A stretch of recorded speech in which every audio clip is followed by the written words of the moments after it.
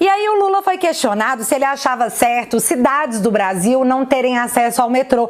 Tipo o metrô de Belo Horizonte, que a gente está há 20 anos aguardando a sua prometida expansão. E quem mora em BH sabe que aquilo é ridículo. E isso acontecia enquanto o governo petista financiava esse benefício, que os brasileiros não têm acesso, em países com ditadura. Sobre isso, Lula falou que acha, assim, super certo. Mas aí o jornalista insistiu e perguntou se ele realmente achava certo emprestar o dinheiro do povo brasileiro para países que não têm capacidade de devolver esses valores. E, de novo, na maior cara de pau do mundo, o Lula disse que sim, isso aí é comércio, bebê. Para amigos do rei comprar jatinho, dinheiro para ditaduras do mundo afora, fazer obras que não fazíamos no Brasil. Tem metrô em Caracas, com dinheiro nosso, mas não tem em BH. Temos problema de energia? Temos, mas 3 hidrelétricas feitas lá fora com o nosso dinheiro. Saneamento básico, que não existia no Brasil, está vindo agora com o marco do saneamento. Mas foi feito saneamento básico fora do Brasil com o dinheiro do BNDES. 500 bilhões. Somando, então, 1 trilhão e 400 bilhões só em falar em Petrobras e BNDES.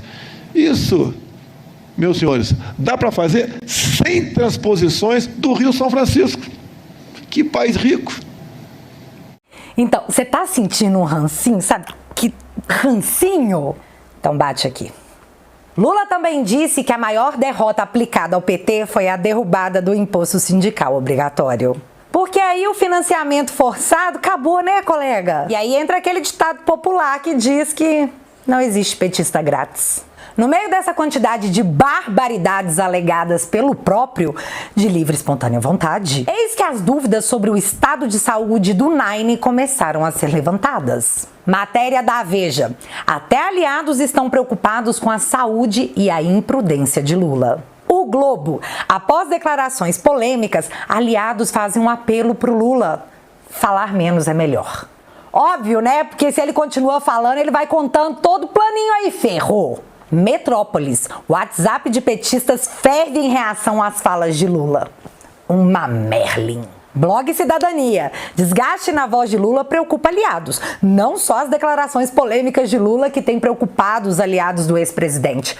O desgaste da voz do petista se tornou alvo de alertas. No meio disso vem as pesquisas, que a gente super acredita e dá total credibilidade. Então, as pesquisas começaram a fazer certos ajustes, tipo, vocês acreditam que o Bolsonaro e o Lula estão empatados? O Globo. PT acende sinal de alerta com projeções que colocam Bolsonaro e Lula empatados. Menino! Que coisa! Mas vamos ouvir o que diz a mídia tradicional sobre isso pra gente formar nossa opinião, porque não é isso que eles querem. CNN William Vac, ex-global empoderado. Pesquisa de intenção de voto não diz quem vai ganhar, mas diz alguma coisa. Levantamentos dizem qual é a tendência. E a tendência, segundo as pesquisas, é a recuperação de Bolsonaro contra o ex-presidente Lula. Vendo esse inegável cenário que agora nem a mídia consegue abafar, o ex-ministro do PT, Tarso Genro, diz que o PT deveria ter defendido a terceira via.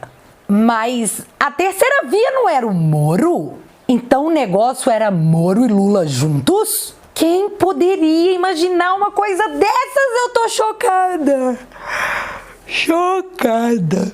Ao longo da matéria, Tarso diz que o isolamento da esquerda o deixou muito pessimista para a eleição presidencial. Não se juntar com a galera da terceira via, segundo o ex-ministro petista, foi um erro grave e que ele não sabe se é recuperável. Vocês estão sentindo o cheirinho? O cheirinho? Eu tô. Tivemos também Reinaldo Azevedo dando conselhos para se enfrentar Bolsonaro. Abre aspas. Ou a terceira via tenta desconstruir Bolsonaro, ou já era. Pesquisas, incluindo recentes, apontam estabilidade do quadro eleitoral, não o contrário. Fecha aspas. Mas, seu Reinaldo, como isso pode ser possível se a terceira via não existe?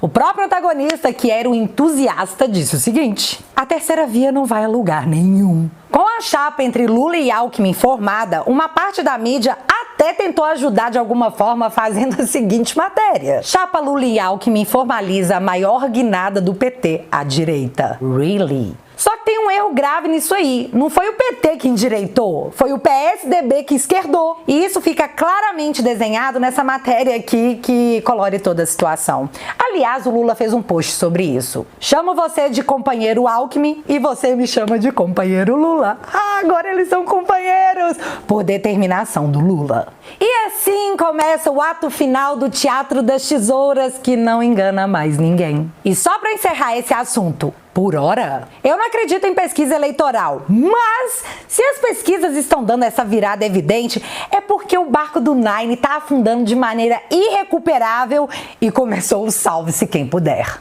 Vai ser no primeiro turno, aguardando a jogada de toalha. Enquanto esse caos é instalado na campanha do Lula, por ele mesmo, vale aqui lembrar que Randolfo Rodrigues assumiu a coordenação da campanha do Nine. Vocês lembram disso, né?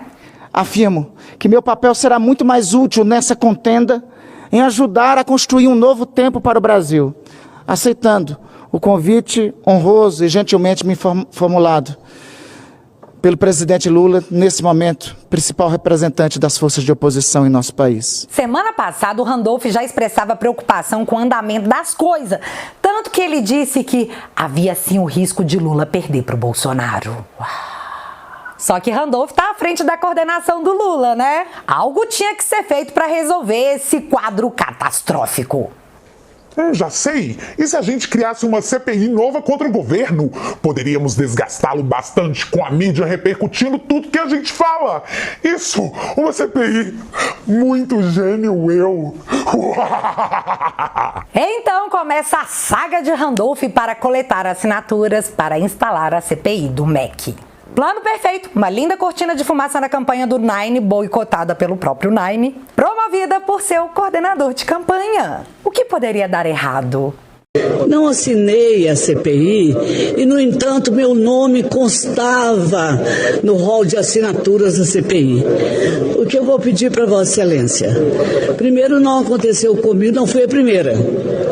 Mas ninguém pode tomar posse da assinatura com expediente digital para colocar o nome de uma pessoa desta casa, qualquer senador que chegou agora, que é dos que estão aqui, para dizer que apoiou tal requerimento ou uma comissão parlamentar de inquérito.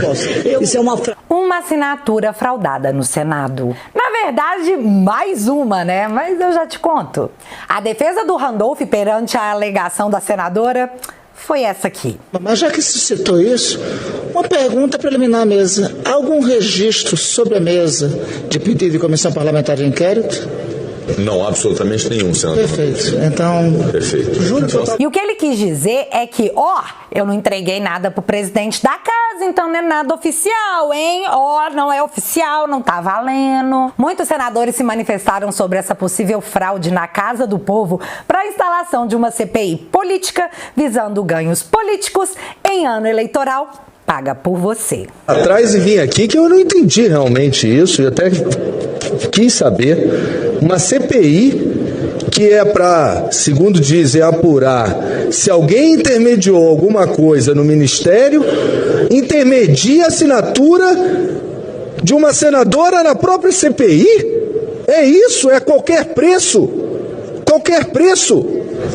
Na eleição para presidente do Senado tivemos 82 votos, cédulas, e ninguém sabe o que aconteceu.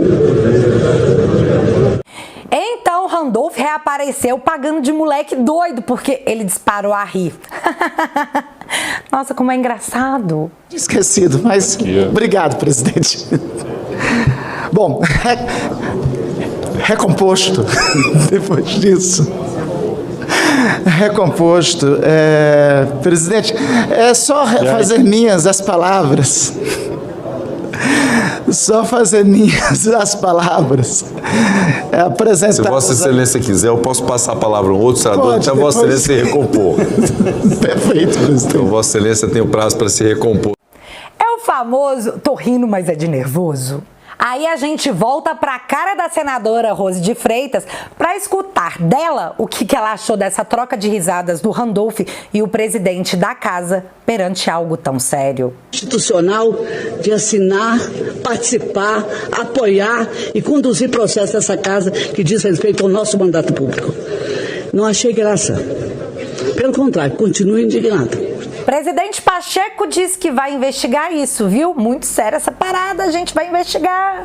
Porém, isso já aconteceu outras vezes e a mais recente foi a votação para presidente do Senado em 2019, onde se tem 81 senadores, porém haviam 82 votos. Vale a pena recordar. Presidente, questão de ordem moral. O senhor abriu e viu os 2 votos. Eu não sei de quem eles são. Evidentemente, foi um ato de votação fraudulento. E o mais incrível é que a cédula, que seria a prova do crime a ser periciada, foi rasgada para todo mundo ver. Tipo, bobagem isso, hein? Deu errado, vamos fazer de novo. Está encerrado. Nós vamos fazer nova eleição. Presidente, você vai fazer nova eleição. Terá dos votos. Presidente. Senhor presidente. Naquela época também foi prometida uma ampla investigação para descobrir o que foi que aconteceu. Só que pouco tempo depois, por falta de provas, foi tudo arquivado. Ninguém sabe o que aconteceu. Galera, estamos falando do Senado da República. E aí nós chegamos na sexta-feira e, ignorando completamente o escândalo de quinta, Randolph diz que conseguiu as assinaturas para abrir a CPI do MEC. Então, seu Randolph, o senhor quer mesmo abrir essa CPI do MEC? Porque nós temos conteúdo de qualidade para dar para o senhor investigar? O que você acha? Vamos começar com a fraude no FIES do governo Dilma Rousseff, que pode ser maior que R$1 bilhão. Esquema de corrupção descoberto pelo MEC teria começado em 2012, durante o governo Dilma Rousseff. O coordenador do programa foi afastado. É para ter uma CPI do MEC? Então vamos investigar tudo. Eu quero saber o que é que rolou lá dentro durante todo esse tempo com o meu dinheiro, com o seu dinheiro. Acordar pra vida aí, hein, senadores da base? Tem muito conteúdo de qualidade que eu acho que o seu Randolph não vai gostar. Tá calor, faz uma limonada.